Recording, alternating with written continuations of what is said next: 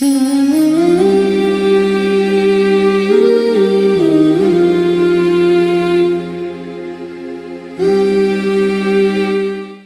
و ناظرین کی خدمت میں سلام محبت و سلامی عقیدت پیش کرتا ہوں۔ جیسا کہ آپ تمامی حضرات کے علم میں یہ بات ہے کہ یہ مجلس برائے سال ثواب مرحوم اکبر علی ابن دوست محمد پیر محمد، مرحوم رسول محمد ابن ولی محمد، مرحوم صغیر حسن ابن رمضان علی حاجی رحمۃ اللہ، مرحومہ دلشاد بانو بنت محمد حسین لکھانی صاحب کے ایصال ثواب کے لیے اس مجلس کا انعقاد کیا گیا ہے۔ اس مجلس کو خطاب فرمائیں گے استاد محترم علی جناب مولانا سید محمد کاظم صاحب قبلہ۔ مجلس کا آغاز تلاوت کلام پاک سے ہوگا، جس کے فرائض کو انجام دیں گے محترم کوثر زیدی صاحب قبلہ۔ تلاوت کلام پاک کے فوراً بعد پیشخوانی کے فرائض کو انجام دیں گے محترم زہیر سلطان پوری صاحب۔ لہذا میں بڑے ہی ادب و احترام سے حرف التماس لے کے بڑھ رہا ہوں مجلس کے آغاز کے لیے مولوی کوثر زیدی صاحب کی خدمت میں کہ تشریف لائیں اور تلاوت کلام پاک کے ذریعے مجلس کا آغاز کریں۔ آپ حضرات بآواز بلند نعرہ صلوات سے استقبال کریں۔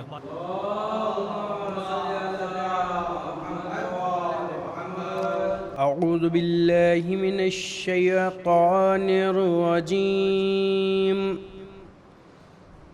بسم اللہ الرحمن الرحیم،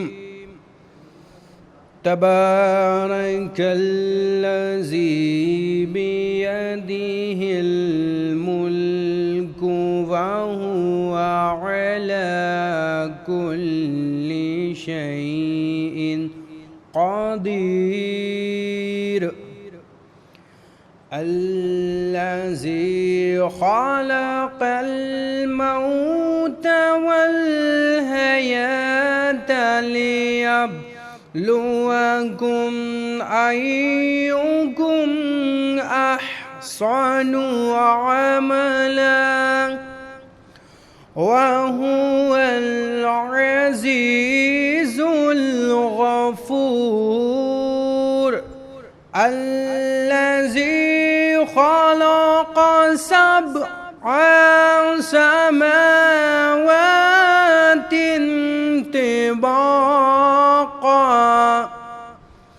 ما ترى في خلق الرحمن من تفاوت فارجع البصر هل ترى من فتور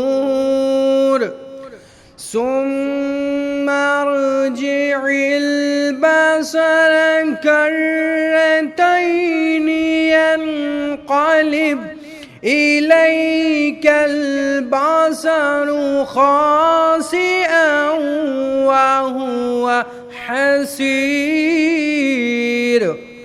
ولقد زينا السماء الدنيا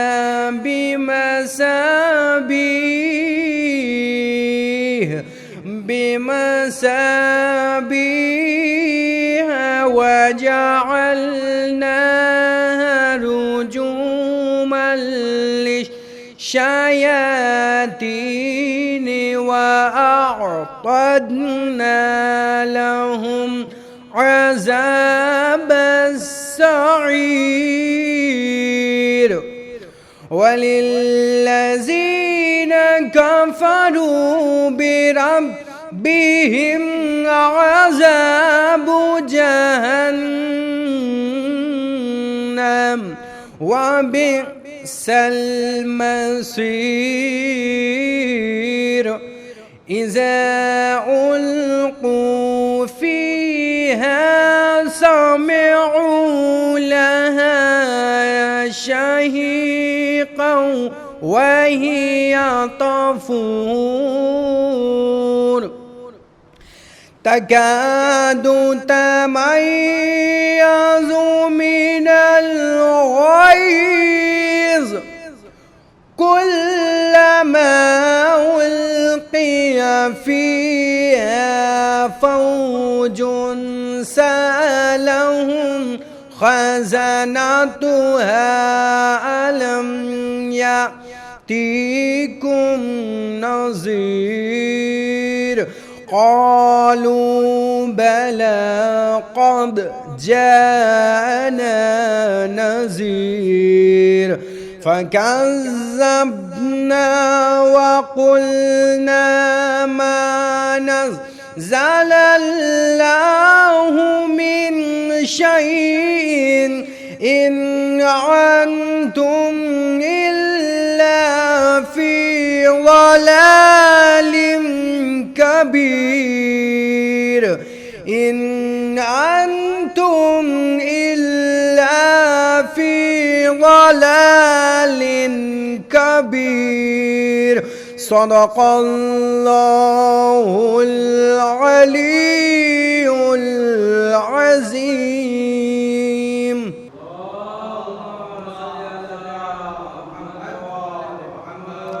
جزاک اللہ. ماشاء اللہ. محترم کوثر زیدی صاحب تلاوت کلام پاک کے ذریعے مجلس کا آغاز کر رہے تھے. میں بڑے ہی ادب و احترام سے حرف التماس لے کے بڑھ رہا ہوں محترم زہیر سلطان پوری صاحب کی خدمت میں کہ تشریف لائیں اور مدح مولا میں منظوم نذرانِ عقیدت پیش کریں. آپ حضرات بآواز بلند نعرہ صلوات سے استقبال کریں.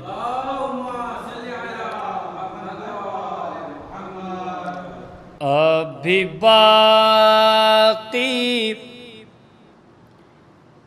ہے روایت میس میں تمار کی. شعر بطور خات پیش کرتا ہوں، ملاحظہ فرمائیں گے. ابھی باقی ہے روایت میس میں تمار کے، ابھی باقی ہے روایت میس میں تمار کے، ہم زباں سے کاٹ دیتے ہیں زباں تل.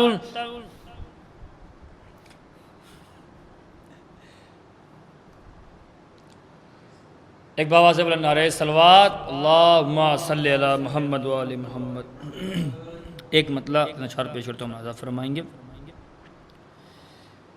ابھی باقی ہے روایت میس میں تمار کے، ابھی باقی ہے روایت میس میں تمار کے، ہم زباں سے کاٹ دیتے ہیں زباں تلوار کے. حضرات یہ بھی شعر بطور خات پیش کرتا ہوں، ملاحظہ فرمائیں گے. قید کو مسجد بنا کر جس گھڑی نکلے امام، لی عبادت نے بلائے عابد بیمار کے،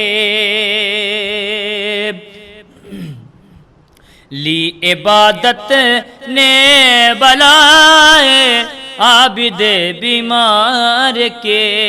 شعر بطور خات پیش کرتا ہوں، ملاحظہ فرمائیں گے.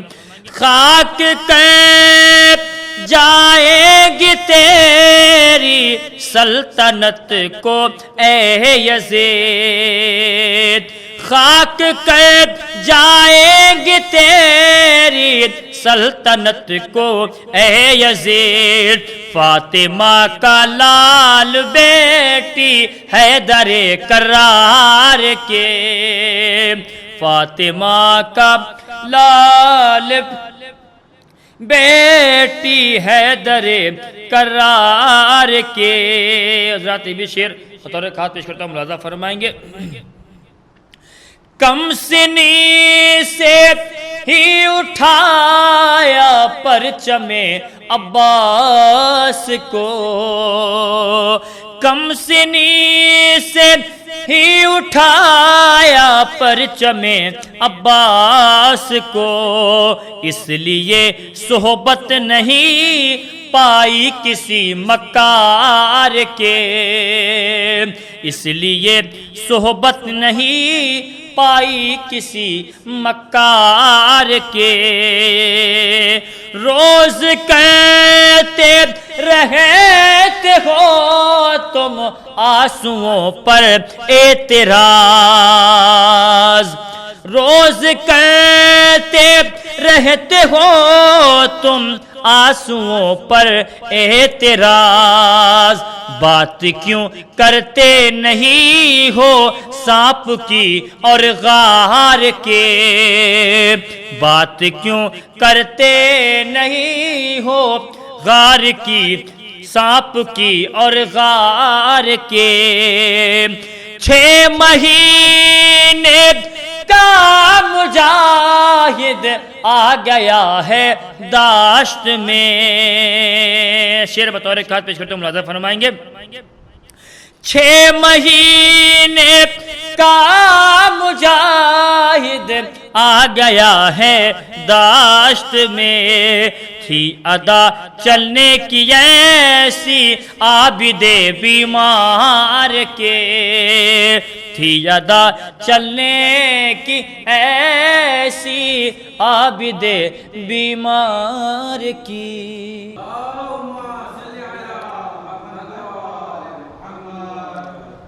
یہ تھے محترم زہیر سلطان پوری صاحب جو مدح مولا میں منظوم نذران عقیدت پیش کر رہے تھے۔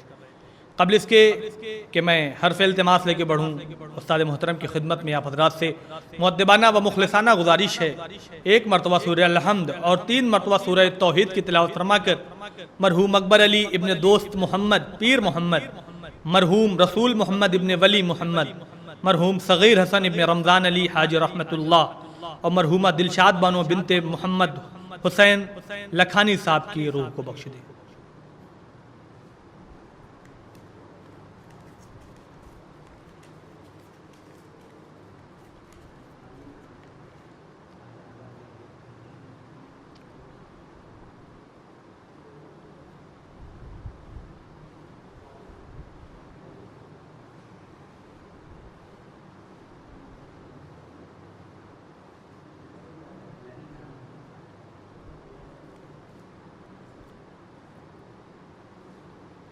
میں 4 مصروں سے سرکار کا استقبال کرتا ہوں کہ جب عقیدت کا نیا کعبہ بنایا جائے گا، جب عقیدت کا نیا کعبہ بنایا جائے گا، آسمانوں کو زمینوں پر بلایا جائے گا، جب عقیدت کا نیا کعبہ بنایا جائے گا، آسمانوں کو زمینوں پر بلایا جائے گا۔ کس کا حملہ سب سے بھاری تھا ستم کی فوج پر، کس کا حملہ سب سے بھاری تھا ستم کی فوج پر، سب سے پہلے نام علی اصغر کا لکھا جائے گا، سب سے پہلے نام علی اصغر کا لکھا جائے گا۔ میں بڑے ہی ادب و احترام سے حرف التماس لے کے بڑھ رہا ہوں، استاد محترم حجت الاسلام علی جناب مولانا سید محمد کاظم صاحب قبلہ کی خدمت میں کہ سرکار ممبر پر تشریف لائیں اور اپنے نورانی بیان سے مومنین کے قلوب کو منور کریں۔ آپ حضرات باواز بلند نعرہ صلوات سے استقبال کریں۔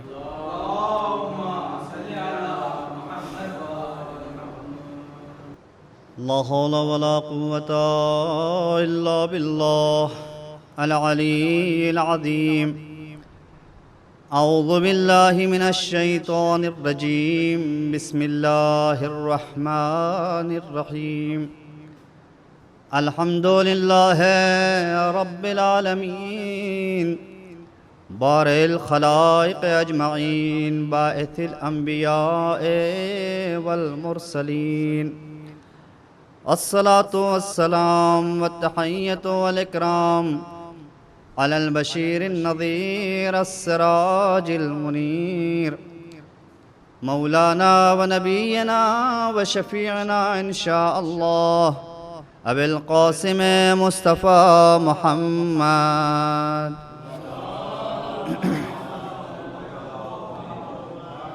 اللهم صل عليه وعلى آل بيته مظاهر جمالك وجلالك الذين كلامهم نور وأمرهم رشد ووصيتهم الإحسان وسجيتهم الكرم الذين أذهب الله عنهم الرجس وطهرهم تطهيرا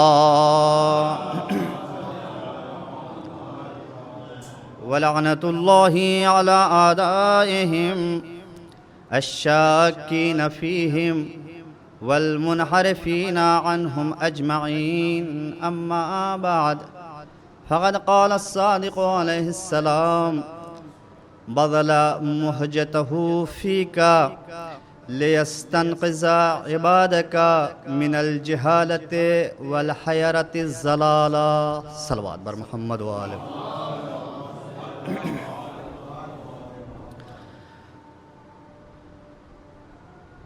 چھٹے امام جعفر صادق علیہ السلام کا یہ جملہ زیارت اربعین میں سرکار سید الشہداء امام حسین علیہ السلام کے ان مقاصد اور ان اہداف کے سلسلے میں ہے کہ جس کے تحت امام حسین علیہ السلام نے کربلا کے میدان میں اتنی بڑی قربانی پیش کی. کچھ مرحومین کے ایصال ثواب کی مجلس ہے. اس سے پہلے کہ آپ حضرات کی خدمت میں اس کے سلسلے ذیل میں کچھ باتیں عرض کروں، التماس ہے 1 مرتبہ سورہ حمد، 3 مرتبہ سورہ اخلاص کی تلاوت فرما کر اکبر علی ابن دوست محمد، رسول محمد ابن ولی محمد، صغیر حسن ابن رمضان علی، دلشاد بانو بنت محمد حسین لاکھانی کی ارواح کو ایثار فرما.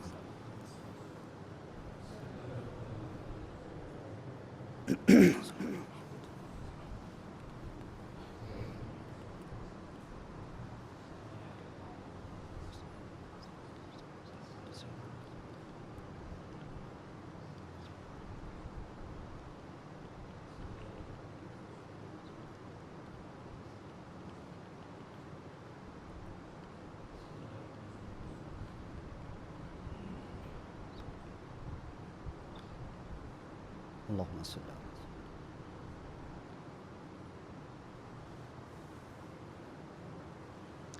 ایک صلوات پڑھ دیں محمد و آل محمد.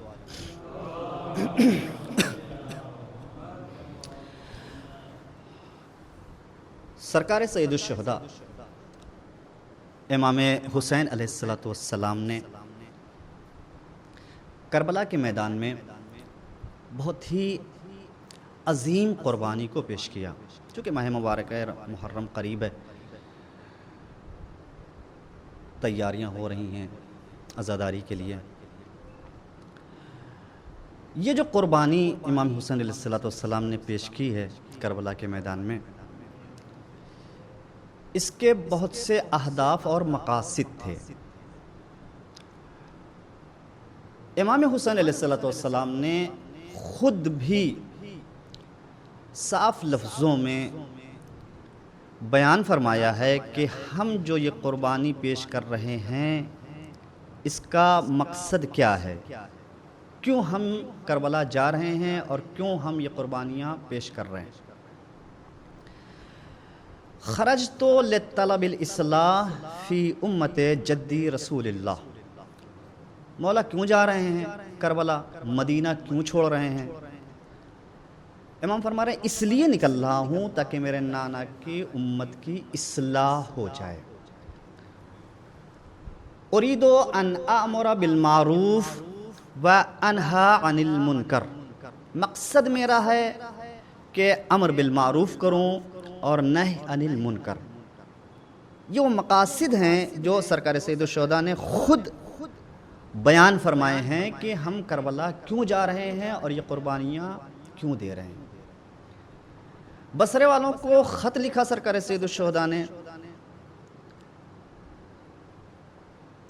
ادعوکم، ایک طویل خط ہے، اس میں مولا نے ارشاد فرمایا ادعوکم الی کتاب اللہ و سنت نبی. میں تم کو بلا رہا ہوں، دعوت دے رہا ہوں کتاب خدا اور سنت پیغمبر اسلام حضرت محمد مصطفیٰ صلی اللہ علیہ وآلہ وسلم کی طرف. فَإِنَّ السُّنَّةَ قَدْ أُمِتَتْ وَإِنَّ الْبِدْعَةَ قَدْ أُحِيَّتْ. کیا تم نہیں دیکھ رہے ہو کہ سنتوں کو ختم کیا جا رہا ہے اور بدعتوں کو دین میں شامل کیا جا رہا ہے؟ یعنی کیا مقصد کیا ہے سرکار سید الشہداء کا؟ کہ لوگ کتاب خدا کی طرف آئیں، سنت رسول کی طرف آئیں، بدعتوں کو دین میں داخل نہ ہونے دیا جائے اور سنت پیغمبر اسلام پر عمل ہو. یہ مقاصد ہیں سرکار سید الشہداء جو خود بیان فرما رہے ہیں. جب امام حسین علیہ السلام کی ملاقات جناب حر سے ہوئی ہے تو اس وقت بھی مقصد کا اعلان کیا سرکار سید الشہداء نے کہ کیا تم نہیں دیکھ رہے ہو کہ حق پر عمل نہیں ہو رہا ہے؟ ان الحق لا یعمل بہ، حق پر عمل نہیں ہو رہا ہے، باطل سے نہیں روکا جا رہا ہے. یعنی کیا مقصد ہے سرکار سید الشہداء کہ حق پر عمل ہو. مقصد ہے سرکار سید الشہداء کا کہ لوگوں کو باطل سے روکا جائے.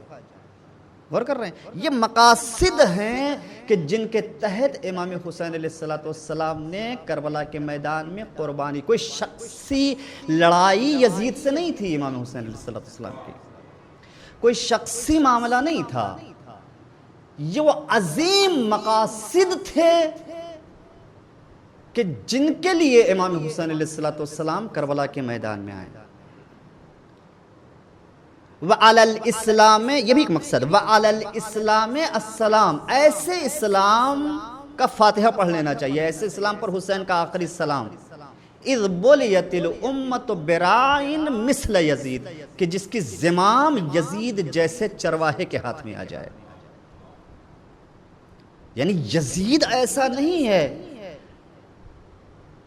کہ جس کے ہاتھوں میں امت مسلمہ کی رہبری آ جائے. یزید کا اصلی چہرہ لوگوں کے سامنے پیش کرنا ہے. یہ مقصد ہے امام حسین کا. اور کیوں نکلے کہ اپنی مرضی نہیں. جب مکے سے امام حسین علیہ السلام نکلنے لگے ہیں، لوگوں نے کہا، تقریباً 12 لوگ آئے ہیں امام کے چاہنے والے، مولا کیوں جا رہے ہیں، کیوں جا رہے ہیں؟ مت جائیے، حالات ایسے نہیں ہیں، یزید آپ کو قتل کر دے گا.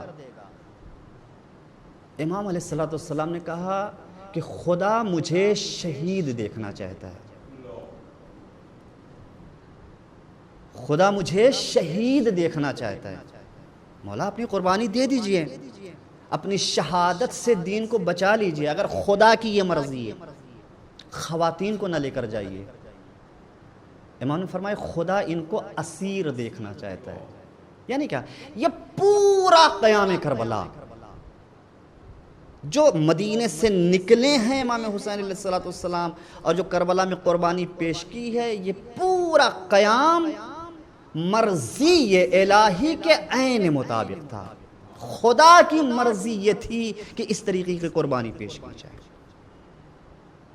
ورنہ امام حسین علیہ السلام نہ کہتے کہ خدا مجھے شہید دیکھنا چاہتا ہے، خدا ان کو اسیر دیکھنا چاہتا ہے.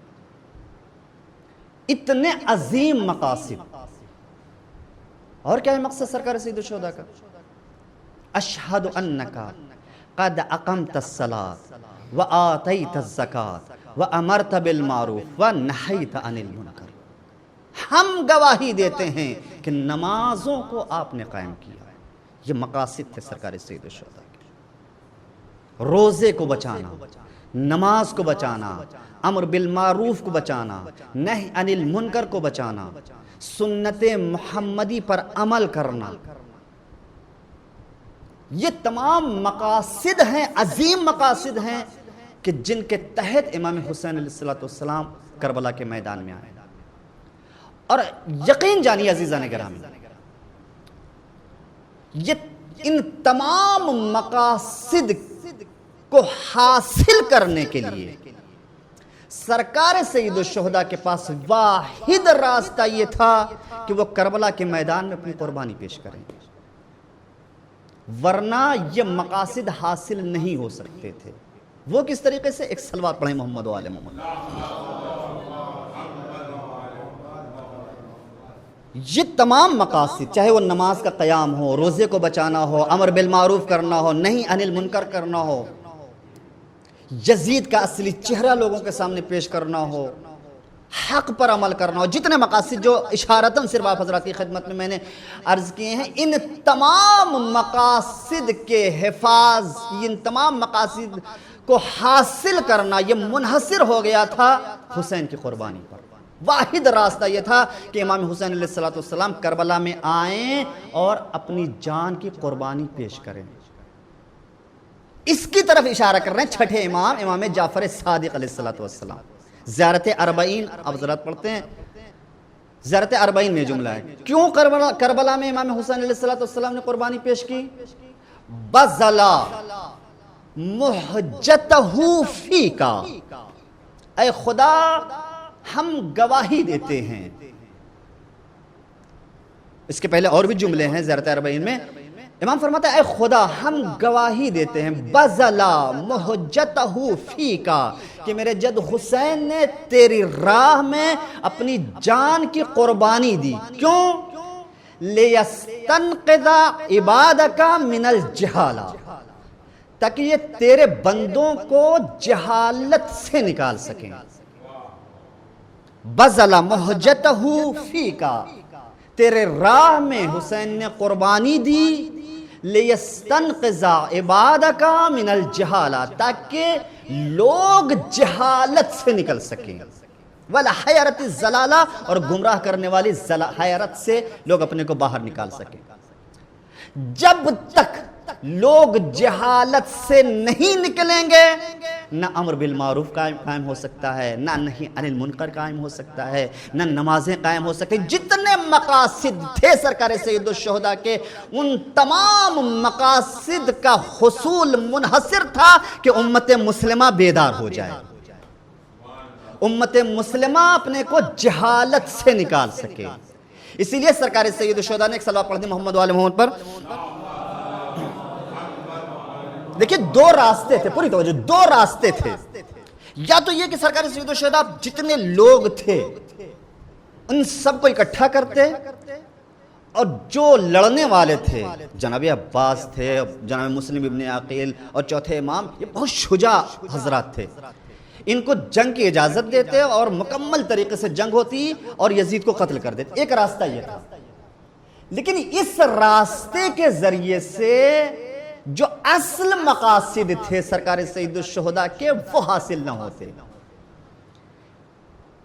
اس جنگ سے وہ اثر ہوتا جو جنگ احد میں، جنگ خندق میں، جنگ خیبر میں، کہ دشمنوں کو قتل کر دیا گیا۔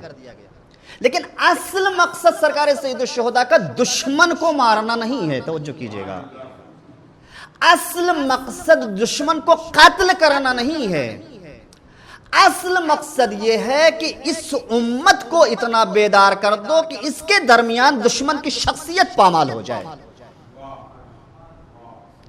ان کو بیدار کر دیا جائے، ان کو جہالت سے نکال دیا جائے۔ یہ لوگ خواب غفلت میں ہیں۔ ورنہ ذرا غور کیجئے عزیزان گرامی تاریخ کو، تاریخ پڑھیے، اس میں دیکھیے کہ کیا حالات تھے سن 60 و 61 ہجری میں، اور امام حسین علیہ السلام نے قربانی کیوں پیش کی؟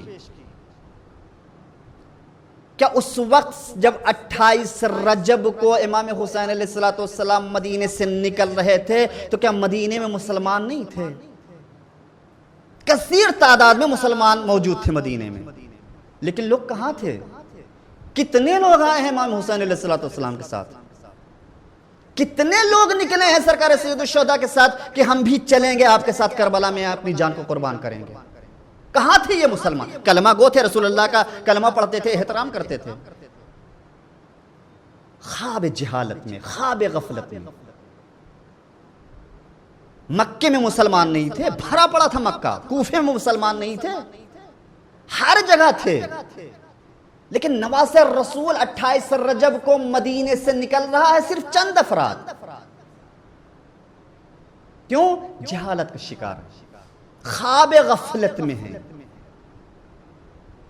پوری امت مسلمہ اس زمانے میں سن 60 اور سن 61 ہجری، تاریخ اٹھا کے دیکھیے کیا مقصد تھا امام حسین علیہ السلام کا، اور کس حد تک امام حسین علیہ السلام کامیاب ہوئے اپنے مقصد میں۔ 28 رجب کو جب نکل رہے ہیں امام حسین علیہ السلام، اس وقت کے حالات دیکھیے، کوفے کے حالات دیکھیے، مکے کے حالات دیکھیے، اور عاشورہ کے بعد اسی کوفے کے، مدینے کے، مکے کے حالات دیکھیے، آپ کو زمین آسمان کا فرق نظر آئے گا۔ ایک صلوات پڑھیں محمد و آل محمد۔ لِيَسْتَنْقِذَ عِبَادَكَ مِنَ الْجِهَالَ، حسین نے اپنا خون دیا ہے تاکہ امت بیدار ہو جائے، تاکہ لوگ بیدار ہو جائیں۔ یہ بہت بڑی کامیابی ہے امام حسین کی۔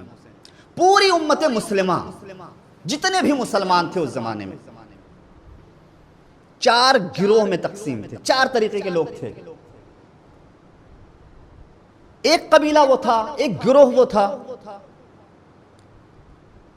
کہ جن کو پتہ ہی نہیں تھا، بالکل مکمل جہالت میں، ان کو نہ یہ پتہ تھا کہ یزید کیا کر رہا ہے، نماز کا مذاق اڑا رہا ہے، حاجیوں کا مذاق اڑا رہا ہے، کعبے کا مذاق اڑا رہا ہے، دین کو بدلنا چاہ رہا ہے، قرآن کو بدلنا چاہ رہا ہے، دین میں تبدیلیاں، کچھ بھی ان کو علم نہیں تھا۔ کثیر تعداد میں مسلمانوں کی ایک جماعت اس طریقے کی تھی کہ کچھ نہیں مان، بے خبر، صرف اپنے کام سے کام، بس نام کے لیے کلمہ گو مسلمان۔ ایک قبیلہ یہ، ایک گروہ یہ۔ دوسرا گروہ یہ وہ تھا، یہ پوری تاریخ اسلام کا تجزیہ آپ کیجئے گا تب اندازہ ہوگا۔ ایک قبیلہ یہ تھا، ایک گروہ۔ دوسرا گروہ وہ تھا کہ جن کو اندازہ تو تھا، پتہ تو تھا کہ یزید کیا کر رہا ہے، ان کو علم تھا کہ یزید نماز کی توہین کر رہا ہے، قرآن کا مذاق اڑا رہا ہے، شریعت کو بدلنا چاہ رہا ہے، یزید اپنی شریعت کو دین محمدی میں داخل کرنا چاہ رہا ہے، 100 تعلیمات سے نکاح جائز ہے، اس طریقے کے مسائل، حاجیوں کا مذاق، پتہ تھا، علم تھا ان کو، لیکن اس کے نتیجے سے غافل تھے۔ اس کا نتیجہ کیا ہوگا، اس کا رزلٹ کیا ہوگا، دین کہاں سے کہاں پہنچے گا، اس کی طرف توجہ نہیں تھی، یعنی یہ بھی جہالت میں۔ تیسرا گروہ وہ تھا کہ جن کو علم تھا، نتیجے سے بھی آگاہ تھے، ان کو پتا تھا کہ اس عمل کی بنا پر دین اسلام میں کتنی تبدیلیاں ہو جائیں گی، یہ بھی معلوم تھا، لیکن وہ یزید کو امت مسلمہ کا خلیفہ مان رہے تھے، اور وہ یہ سمجھ رہے تھے کہ یزید جو کر رہا ہے وہی صحیح ہے، اس کے علاوہ کچھ صحیح نہیں ہے، یعنی حق کو باطل اور باطل کو حق سمجھ رہے تھے۔ یہ بھی خواب غفلت میں، یہ بھی جہالت میں تھے۔ چوتھا گروہ وہ جو مختصر سی تعداد جو سرکار سید الشہداء کے ساتھ تھی، کہ جن کو پتا تھا کہ یزید کیا کر رہا ہے اور اس کا نتیجہ کیا ہوگا۔ اکثریت امت مسلمہ کی،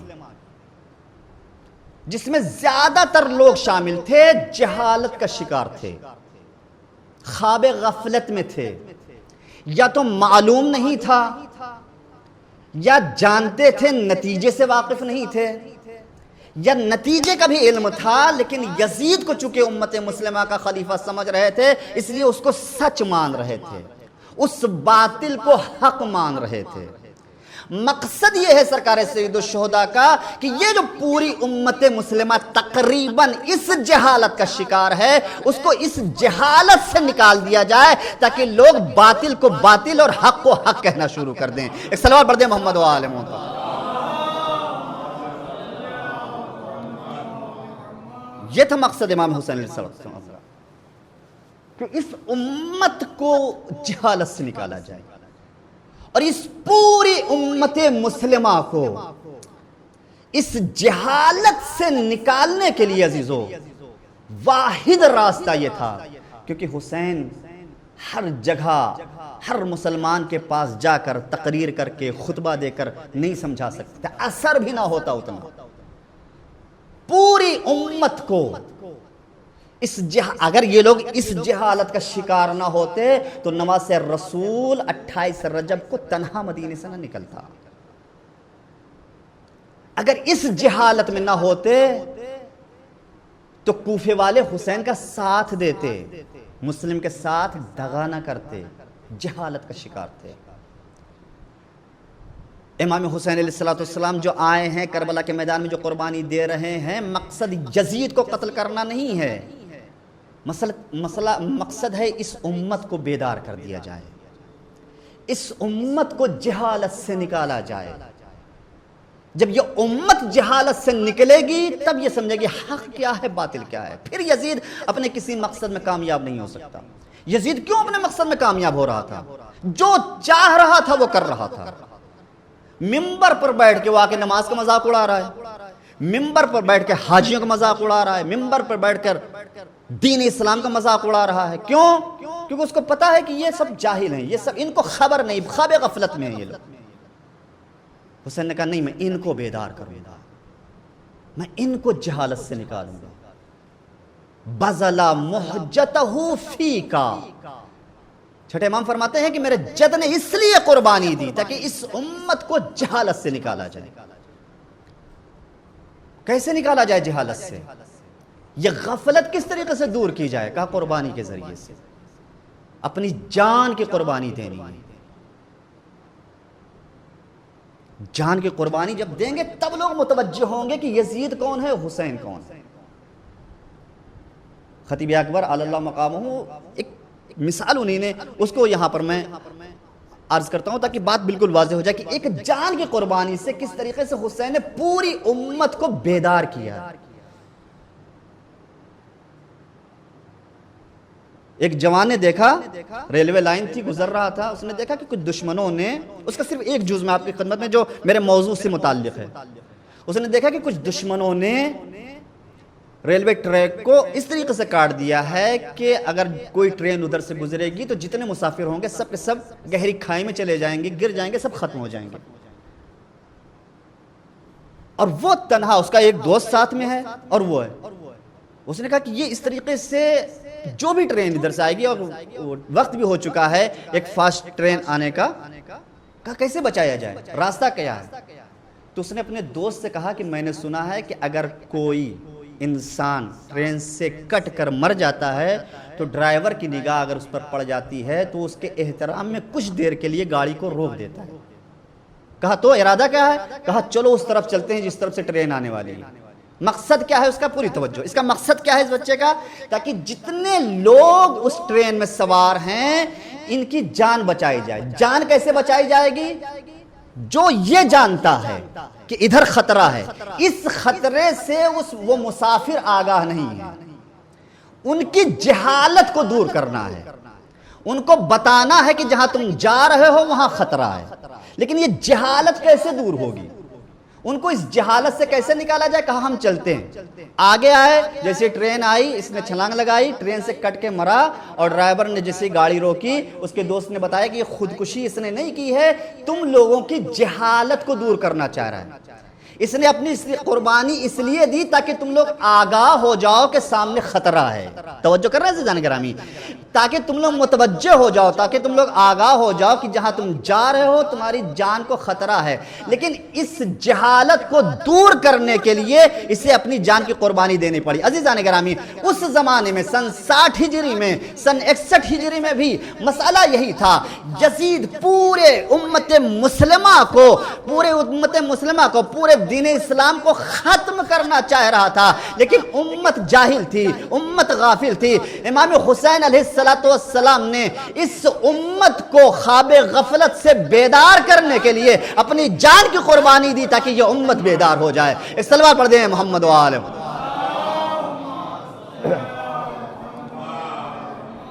لِيَسْتَنْقِذَ عِبَادَكَ مِنَ الْجِهَالَةِ، تاکہ یہ تیری امت کو جہالت سے نکال سکیں.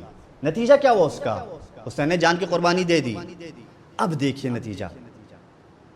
28 رجب کو جب نکلے ہیں امام حسین علیہ السلام، تنہا، صرف گھر والے اور بہت قریبی افراد.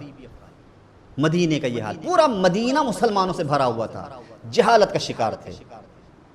کوفے میں 18,000 لوگوں نے جناب مسلم کے ہاتھوں پر بیعت کی. آخر میں کیا ہوا؟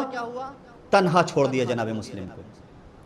مکے میں سب کے سامنے سید الشہداء نے حج کو عمرے سے بدل دیا، کوئی ساتھ نہیں آیا.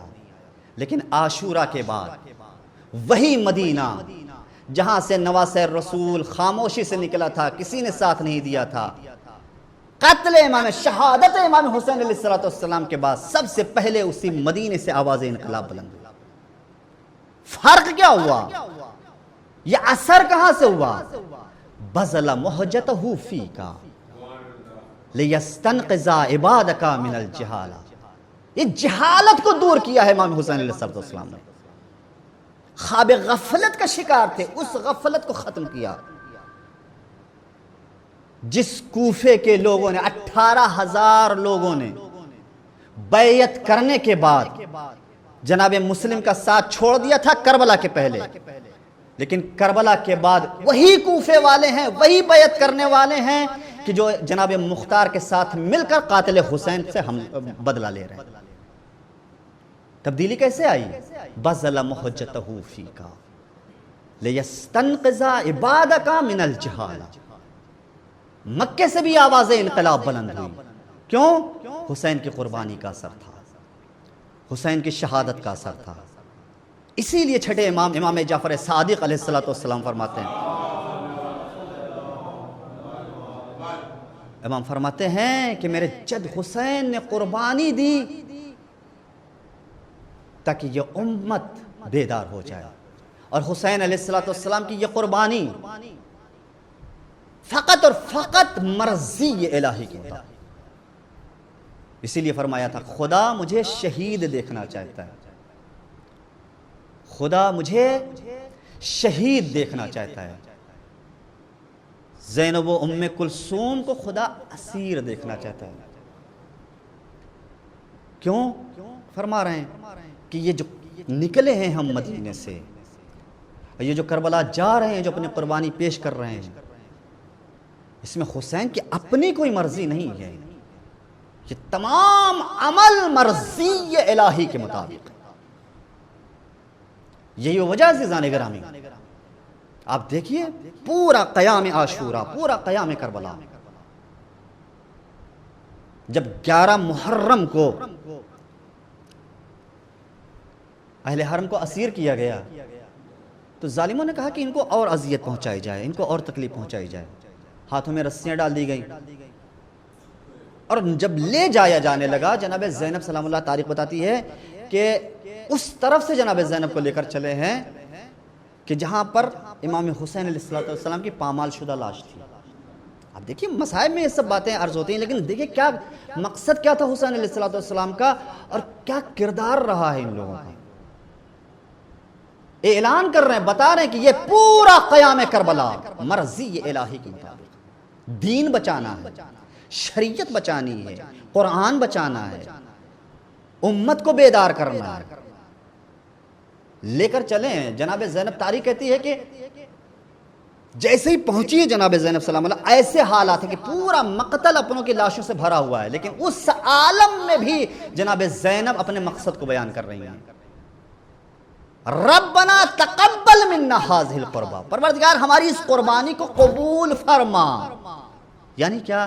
یعنی یہ تیری راہ میں ہم نے قربانی دی ہے، تیری مرضی کے مطابق ہم نے یہ قربانی پیش کی ہے۔ بہت عظیم مقاصد تھے عزیزان گرامی امام حسین علیہ السلام کے، بہت عظیم اہداف تھے حسین علیہ السلام کے، کہ جن کے تحت امام حسین نے جان دی۔ جب یہ قافلہ کوفے پہنچا ہے،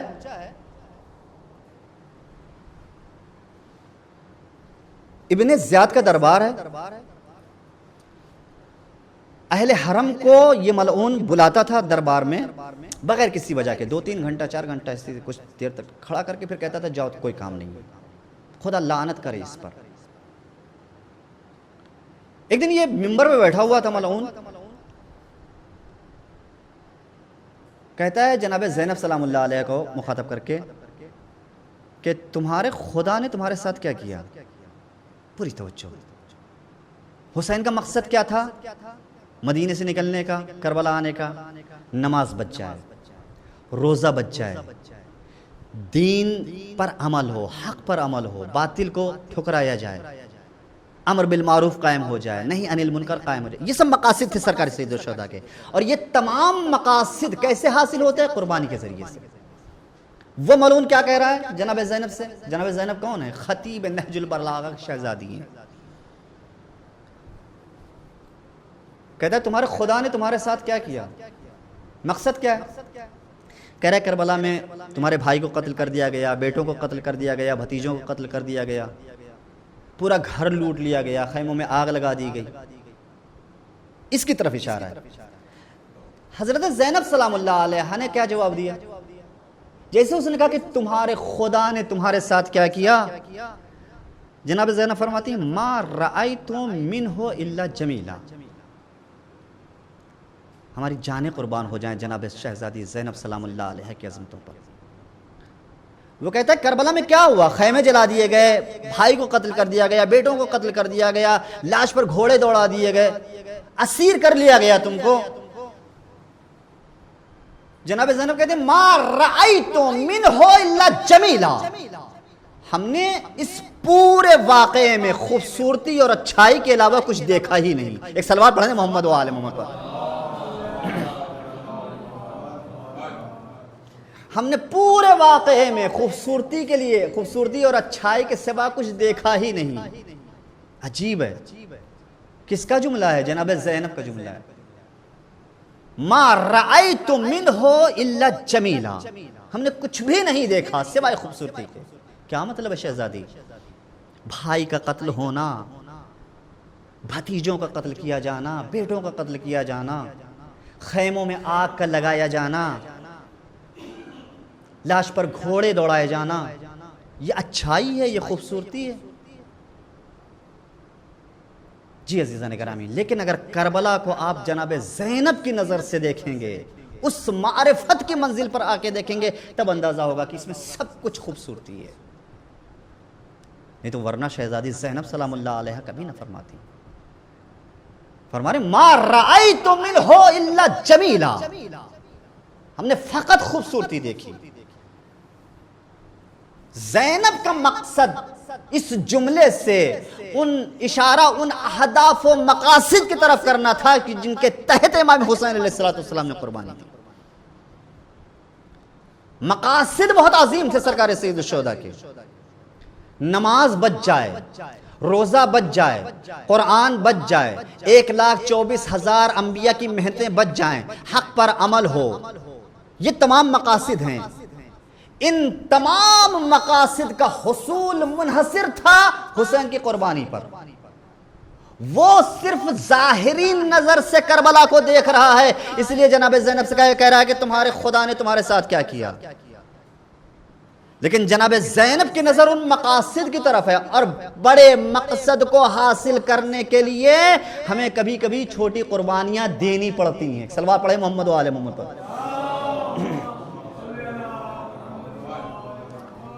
بڑے مقصد کو حاصل کرنے کے لیے، ابدی مقصد کو حاصل کرنے کے لیے کچھ قربانیاں دینی ہوتی ہیں.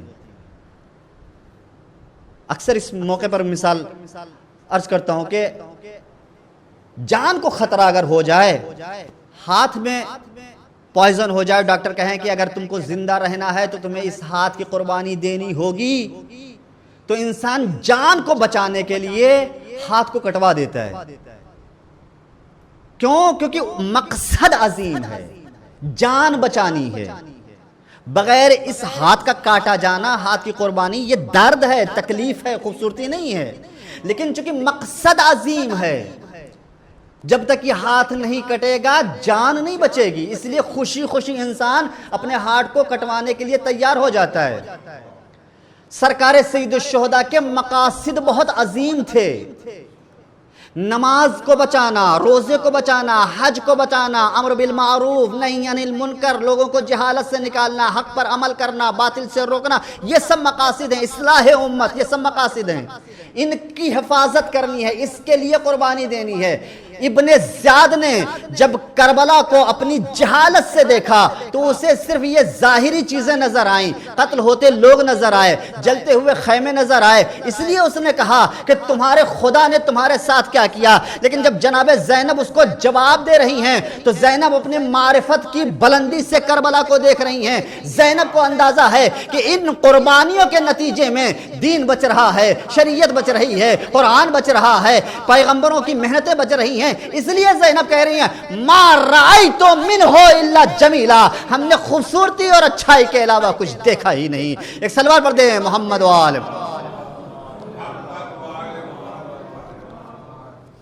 بذل محجتہ فیکا لیستنقذ عبادک من الجہالہ، اس لیے قربانی دی تھی تاکہ لوگ خواب غفلت سے بیدار ہو جائیں، اس لیے قربانی دی تھی. اور یہ رضایت الہی، خوشنودی پروردگار کے لیے، اس لیے جناب زینب اس کا اعلان کر رہی ہے، ما رأیت منہ الا جمیلا، ہم نے اچھائی کے علاوہ کچھ بھی نہیں دیکھا. غور کریں عزیزان گرامی،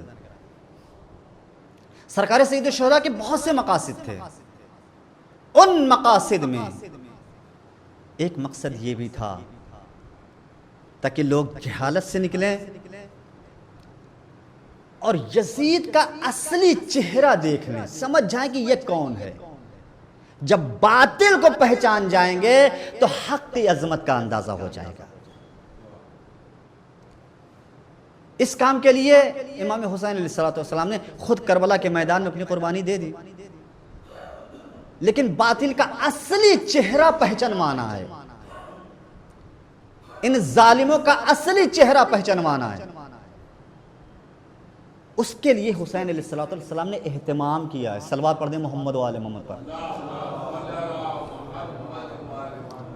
عزیزو غور کیجئے، مصائب میں یہ سب جملے، یہ سب باتیں پڑھی جاتی ہیں، لیکن غور کریں کہ یہ جو امام حسین علیہ السلام آئے ہیں کربلا کے میدان میں، سب کے سب شہید ہو گئے ہیں. جناب علی اکبر شہید ہو چکے ہیں، جناب قاسم شہید ہو چکے ہیں، اون محمد شہید ہو چکے ہیں، کوئی نہیں بچا ہے. کیا اب امام حسین علیہ السلام یہ سوچ سکتے ہیں تمام اعزاء کی قربانی کے بعد، بیٹوں کی قربانی کے بعد، بھتیجوں کی قربانی کے بعد، کیا حسین کے ذہن میں بھی یہ بات آ سکتی ہے کہ اب کوئی آئے اور ہم کو بچا کے مدینے پہنچا دے؟ امکان نہیں ہے. اگر یہ ممکن نہیں ہے تو سب کی قربانی پیش کرنے کے بعد حسین کیوں کہہ رہے ہیں حل من ناصر ینصرنا؟ غور کیجئے عزیزو اس پر. جب سب قربان ہو چکے ہیں اور جان کا بچانا حسین سوچ بھی نہیں سکتے. سوچنے کی بات الگ ہے، یعنی اگر چاہتے امام حسین علیہ السلام تو خود اتنا اختیار تھا کہ ایک اشارے میں کچھ شام والوں کو ختم کر سکتے تھے، لیکن نہیں، جان کو بچانا نہیں ہے. زعفر جن آئے ہیں، ہاتھوں کو جوڑ لیا، مولا اجازت دے دیجئے. کہا ہے کہ اجازت؟ کہا آپ کی طرف سے جنگ کروں گا، شامیوں کو سبق سکھاؤں گا، آپ کو محفوظ جگہ پہنچا دوں گا. امام حسین علیہ السلام نے کہا کہ ادھر آؤ. یہ کون ہے؟ یہ میرا بھائی عباس ہے، یہ علی اکبر کی لاش ہے، یہ قاسم کی لاش ہے، یہ اون محمد. ان کے جانے کے بعد حسین کے دل میں جینے کی تمنا ہو سکتی ہے؟ مرضی الہی یہ ہے کہ میں اپنی جان کو قربان کروں. مرضی الہی یہ ہے کہ ہم قربانی پیش کریں. ہم تمہیں اس کی اجازت نہیں دے سکتے. اگر جان کو بچانا نہیں ہے، اگر مقصد یہ نہیں ہے، تو پھر حل من ناصر ینصرنا یعنی کیا کہہ رہے ہیں امام حسین علیہ السلام؟ کون سی مدد ہے کہ جس کا مطالبہ سرکار سید الشہداء کر رہے ہیں؟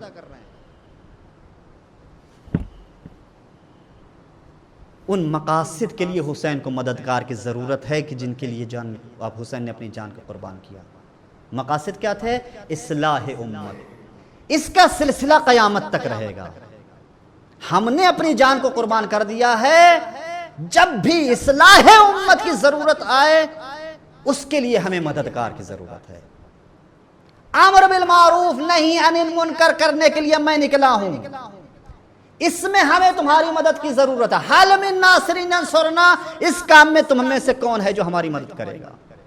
یہ قیامت تک کے لیے حسین کا میسج ہے، صرف کربلا کے لیے نہیں. حسین کو اپنی جان کی کوئی پرواہ نہیں ہے.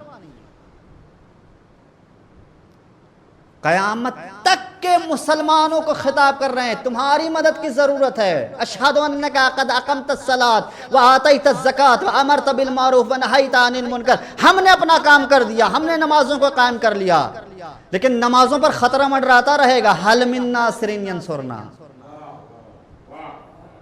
میرے بعد تم میں سے کوئی ہے جو اس کام میں حسین کی مدد کرے؟ بذل محجتہ فیکا لِيَسْتَنْقِذَ عِبَادَكَ مِنَ الْجَهَالَةِ، ہم نے اپنے زمانے میں امت کو بیدار کر دیا، لیکن یہ کام صرف ایک دن کا نہیں ہے، قیامت تک۔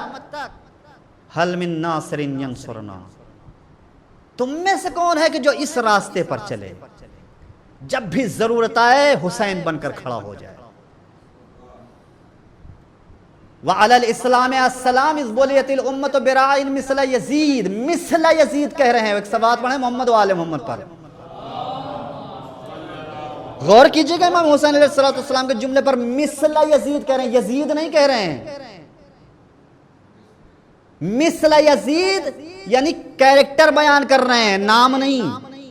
یزید جیسا، اب یزید جیسا سن 60 ہجری میں ہو سکتا ہے، 61 ہجری میں بھی ہو سکتا ہے، 2018 2020 2022 میں بھی ہو سکتا ہے، کسی زمانے میں بھی ہو سکتا ہے۔ کیریکٹر بتا، کردار بتا رہے ہیں، یزید نہیں کہہ رہے، مثل یزید، ایسے اسلام پر آخری سلام کہ جس کی زمام یزید جیسے کے ہاتھ میں آ جائے، یزید کے ہاتھ میں نہیں۔ اس یزید کو اپنے زمانے کے یزید کا اصلی چہرہ لوگوں کے سامنے پیش کرنا ہے۔ حل من ناصر ینصرنا، اس کام میں ہمیں تمہاری مدد کی ضرورت ہے، اس مقصد میں حسین کو ناصر کی ضرورت ہے۔ اپنے زمانے کے یزید کو بے نقاب کرنا تھا، اپنے زمانے کے ظالموں کو بے نقاب کرنا تھا، حسین نے کام بخوبی انجام دیا۔ اس کے لیے زینب کو لے کر آئے، ام کلثوم کو لے کر آئے، جناب علی اصغر کو لے کر آئے۔ جناب علی اصغر کس لیے آئے تھے؟ جنگ کر سکتے تھے، تلوار نہیں اٹھا سکتے، 6 مہینے کا سن ہے۔ مقصد کیا ہے حسین کا؟ کہ ان ظالموں کو دنیا پہچان جائے کہ یہ کتنے سنگ دل ہیں، یہ کتنے بڑے ظالم ہیں، یہ کتنے بڑے ظالم ہیں، ان کے ظلم کی انتہا کو لوگ پہچان جائیں۔ ہمیں یہ کام کرنا ہے۔ حل من ناصر ینصرنا، غور کیجئے گا عزیزو، حل من ناصر ینصرنا، یہ مقصد ہے حسین کا۔ یہ 6 مہینے کا بچہ ہے لیکن معرفت ہے۔ علی اصغر سمجھ گئے کہ بابا کو کس ناصر کی ضرورت ہے، آج کون سی مدد چاہیے۔ جنگ نہیں کر سکتے جناب علی اصغر، تلوار نہیں اٹھا سکتے، لیکن اپنی قربانی دے کر ظالموں کا اصلی چہرہ لوگوں کے سامنے پیش کر سکتے ہیں۔ جناب علی اکبر کے لیے کوئی بھی کہہ سکتا ہے کہ جنگ کر سکتے ہیں، جناب قاسم کے لیے کہہ سکتا ہے کہ لڑنے کے لیے آئے تھے، جناب علی اصغر کے لیے کون کیا جواب دے گا؟ یہ شہادت تھی جناب علی اصغر کی، جس نے ظالموں کا اصلی چہرہ لوگوں کے سامنے ان کی سنگ دلی کو بتایا ہے۔ جیسے حسین نے کہا، اس لیے حسین نے جیسے اعلان کیا حل من ناصر ینصرنا، علی اصغر مدد کے لیے آگے بڑھے کہ اس کام میں ہم آپ کی مدد کریں گے۔ یہ وہ مقاصد تھے عزیزان گرامی جس کے لیے سرکار سید الشہداء آئے تھے کربلا کے میدان میں۔ جناب زینب کو اسی لیے لے کر آئے تھے تاکہ ظالم کا اصلی چہرہ لوگوں کے سامنے شہزادی پیش کر دیں۔ یہی ہوا، شہزادی نے بخوبی اپنا کام انجام دیا۔ جب یزید ملعون نے اپنے دربار میں لوگوں کو اکٹھا کیا، 700 کرسی نشین بیٹھے ہوئے تھے، یہ سب کے سب کس لیے آئے تھے؟ یزید ان کو اس لیے لے کر آیا تھا تاکہ ان کے سامنے اہل حرم کو رسوا کیا جائے اور اپنے کو بے گناہ ثابت کر دیا جائے، لیکن اس کا انتظام پہلے سے حسین نے کر دیا تھا، زینب کو لے کر آئے تھے۔ ان 700 پڑھے لکھے لوگ تھے، ان کے درمیان جب یزید نے اپنی بے گناہی ثابت کرنی چاہیے قرآن مجید سے، قل اللہم مالک الملک تؤتی الملک من تشاء وتنزع الملک ممن تشاء، قرآن مجید کے آیت کے ذریعے سے، اس وقت کون تھا؟ جناب زینب سلام اللہ علیہ تھی، جس نے سب کے سامنے یزید کے دربار میں یزید کا اصلی چہرہ لوگوں کے سامنے پیش کیا ہے۔ جو اپنے بے گناہی ثابت کر رہا تھا تو جناب زینب نے کہا امین العدل یا ابن الطلقاء، اے میرے نانا کے آزاد کردہ غلام، کیا یہ انصاف ہے؟ وہ اپنی بے گناہی قرآن مجید سے پیش کر رہا تھا، جناب زینب نے اس کا جواب نہیں دیا، عجیب جواب دیا ہے۔ وہ سب کے سامنے کیا کہہ رہا تھا کہ اللہ ملک کا مالک ہے، جسے چاہتا ہے دے دیتا ہے، جس سے چاہتا ہے چھین لیتا ہے، خدا جسے چاہتا ہے عزت دیتا ہے، خدا جسے چاہتا ہے ذلیل کر دیتا ہے۔ ہمارے اعتبار سے جواب کیا ہونا چاہیے تھا کہ تو جھوٹ کہہ رہا ہے، غلط تفسیر کر رہا ہے، قرآن کا غلط مطلب نکال رہا ہے، تو دھوکہ دے رہا ہے لوگوں کو، اس طریقے کا جواب دیتے۔ جناب زینب نے اس کی طرف کچھ اشارہ ہی نہیں کیا، کچھ بھی نہیں کہا۔ جناب زینب سلام اللہ علیہ فرماتی ہیں وَلَا تَحْسَبَنَّ وَلَا يَحْسَبَنَّ الَّذِينَ كَفَرُوا أَنَّمَا نُمْلِي لَهُمْ خَيْرٌ لِأَنفُسِهِمْ، کافر گمان نہ کریں کہ یہ خدا کہتا ہے کافر گمان نہ کریں کہ جو ہم نے ان کو مہلت دی ہے یہ ان کے لیے خیر ہے، ہم نے ان کو مہلت اس لیے دی ہے تاکہ ان کے گناہوں میں اضافہ ہوتا رہے اور ان کے لیے دردناک عذاب ہے۔ یہ کون سا جواب ہوا؟ وہ اپنی صفائی پیش کر رہا ہے کس طریقے سے کہ ہم نے کچھ نہیں کیا، جو کچھ کیا خدا نے کیا۔ ہمارے اعتبار سے جواب ہونا چاہیے تھا نہیں تو غلط کہہ رہا ہے، غلط تفسیر کر رہا ہے۔ نہیں، جناب زینب نے اس کی طرف اشارہ نہیں کیا۔ مقصد کیا ہے حسین علیہ السلام کا؟ توجہ کیجئے گا، اس کو ذہن میں رکھیے گا۔ حسین کا مقصد یہ ہے وَعَلَى الْإِسْلَامِ السَّلَامِ اِزْبُرِيَتِ الْأُمَّةُ بِرَاعٍ مِثْلَ یزید، کہ تاکہ لوگ یزید کا اصلی چہرہ پہچان جائیں۔ یہ ہے اصل مقصد حسین کا۔ جناب زینب نے اس کی طرف اشارہ نہیں کیا جو یزید اپنی صفائی پیش کر رہا تھا، بلکہ شہزادی کہتی ہیں وَلَا يَحْسَبَنَّ الَّذِينَ كَفَرُوا، کافر یہ گمان نہ کریں۔ کیوں کفروا؟ کیوں اس آیت کا انتخاب کیا؟ پوری امت مسلمہ، میں نے عرض کیا حضرت کی خدمت میں، پوری امت مسلمہ یزید کو خلیفہ جان رہی تھی، یزید کو امت مسلمہ کا خلیفہ مان رہی تھی، یزید کو سب سے بڑا رہبر مان رہی تھی، یزید کو دین کا ٹھیکیدار مان رہی تھی۔ جناب زینب نے اس یزید کو جواب دینے کے لیے جس آیت کا انتخاب کیا ہے وہ آیت مسلمانوں کے لیے نہیں ہے، وہ آیت مومنین کے لیے نہیں ہے، بلکہ وہ آیت کافروں کے لیے ہے۔ سب کے سامنے زینب نے بتا دیا جس کو تم لوگ امت مسلمہ کا خلیفہ سمجھ رہے ہو وہ مسلمان کہے جانے کے قابل نہیں ہے بلکہ وہ کافر ہے۔ ایک صلوات پڑھ دیں محمد و عالم۔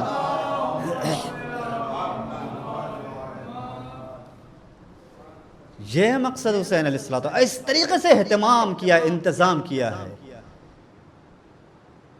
بہت سے عظیم مقاصد تھے جن کے لیے امام حسین علیہ السلام نے یہ قربانیاں پیش کی۔ اور عزیزان گرامی، اصل کربلا یہ ہے کہ ہم ان مقاصد کو یاد رکھیں، ان مقاصد پر چلنے کی کوشش کریں، چاہے وہ امر بالمعروف کا مسئلہ ہو، چاہے وہ نہی عن المنکر کا مسئلہ ہو۔ ان مقاصد کے تحت حسین نے اپنی جان کی قربانی دی۔ پوری تاریخ کربلا سن 28 رجب سن 60 ہجری سے جس کا آغاز ہوا تھا اور 10 محرم کو حسین نے اپنی قربانی دی، جتنے بھی، اور اس کے بعد جو اہل حرم کو اسیر کر کے لے جایا جانے لگا، تمام کے تمام امام حسین علیہ السلام نے ایک مشن چلایا ہے کہ جس مشن کے تحت پورے دین کی حفاظت کرنی ہے۔ بس عزیزان گرامی، پوری تاریخ کربلا میں بہت سے گھر اجڑ گئے،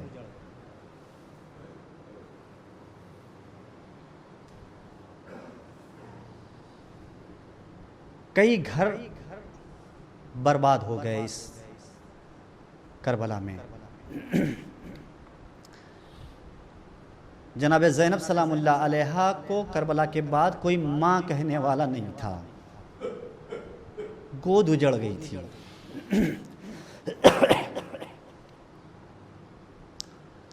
امام حسین علیہ السلام کا گھر اجڑ گیا۔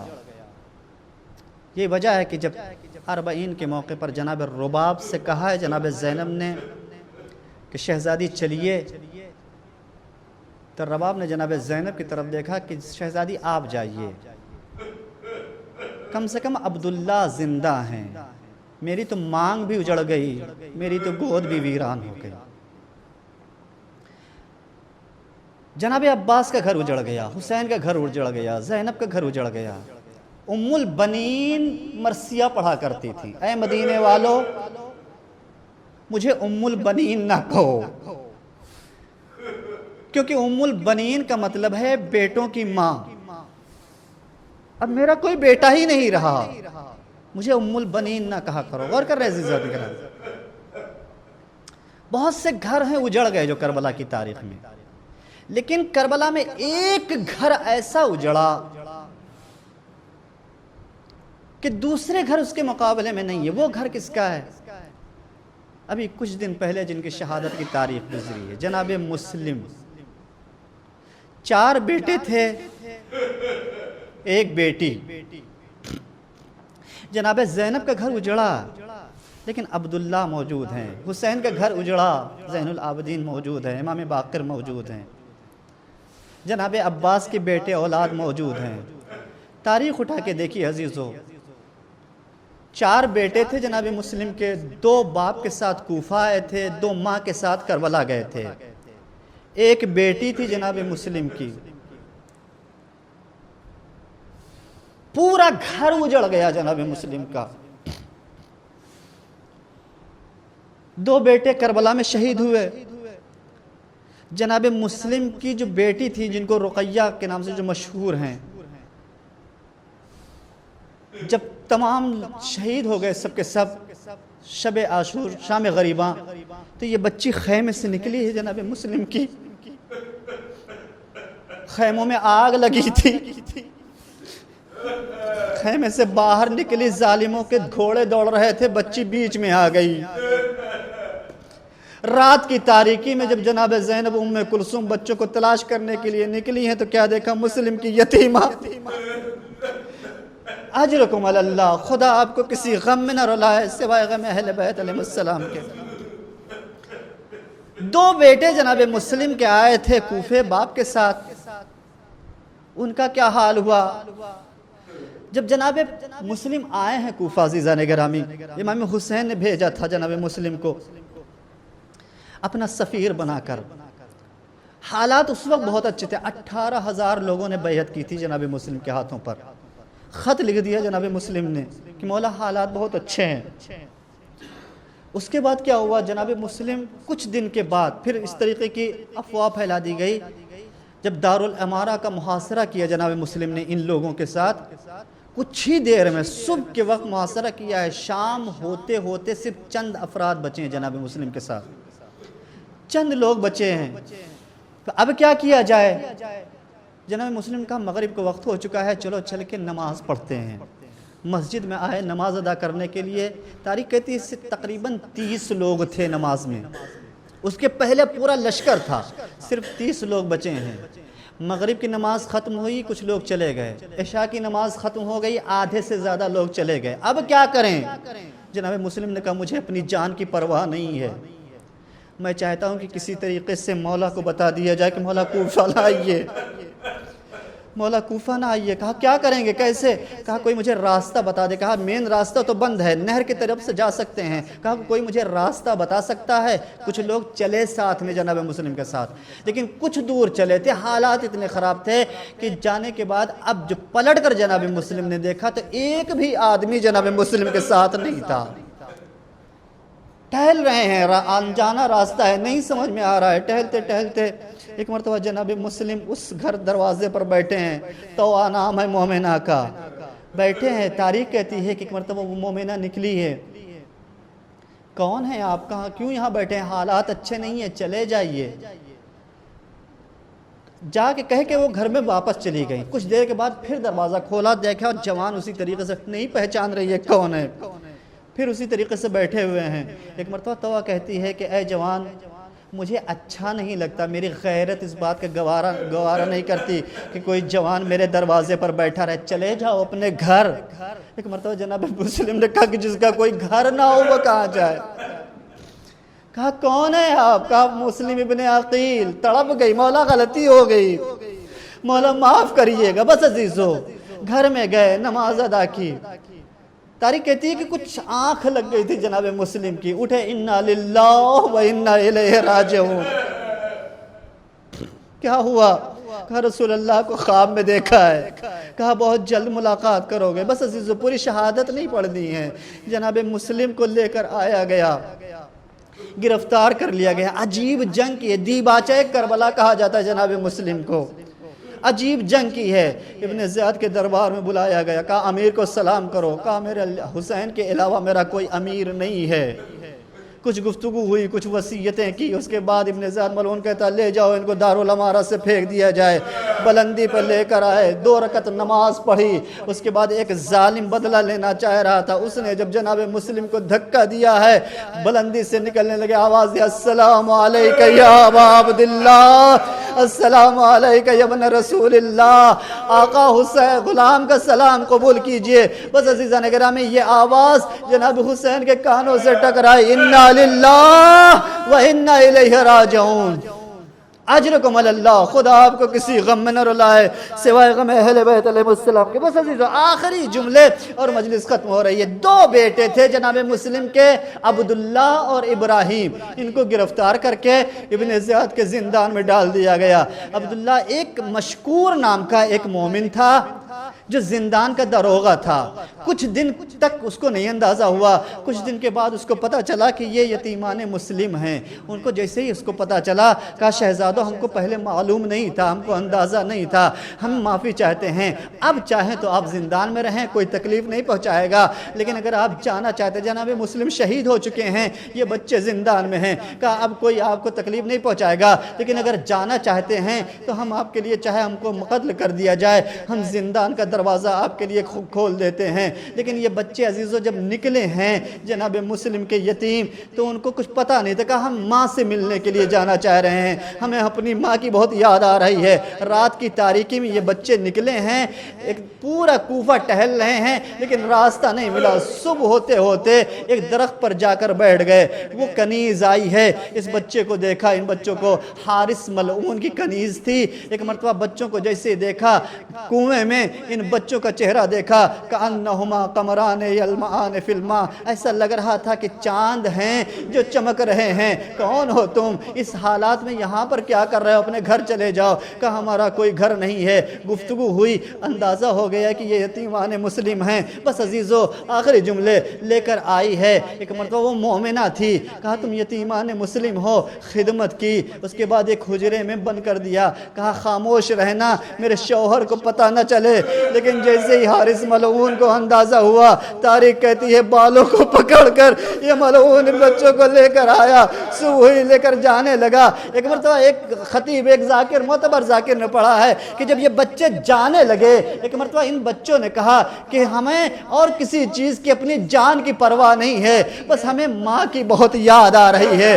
اگر کبھی میری ماں ہم لوگ کا انتظار کر رہی ہے, اگر کبھی مدینے جانا نصیب ہو تو ہماری ماں کو بتا دینا کہ اب وہ ہمارا انتظار نہ کریں. چھوٹے چھوٹے امامے اتارے, اس مومنہ کے حوالے کر دیا. تاریخ کہتی ہے کہ کچھ سال کے بعد اس مومنہ کو مدینے آنا نصیب ہوا. ٹہل رہی ہے, پوچھ رہی ہے کہ مسلم کا گھر کون ہے. ایک ضعیف سے ملاقات ہوئی. کہا میں تمہارے ساتھ چل کے تو نہیں بتا سکتا, لیکن اتنا بتا دوں, فلاں محلے میں چلی جانا, دیکھنا جس گھر سے دھواں نہ اٹھ رہا ہو, سمجھ جانا وہ مسلم کا گھر ہے. شام ہوئی, دیکھا ایک گھر سے دھواں نہیں نکل رہا ہے.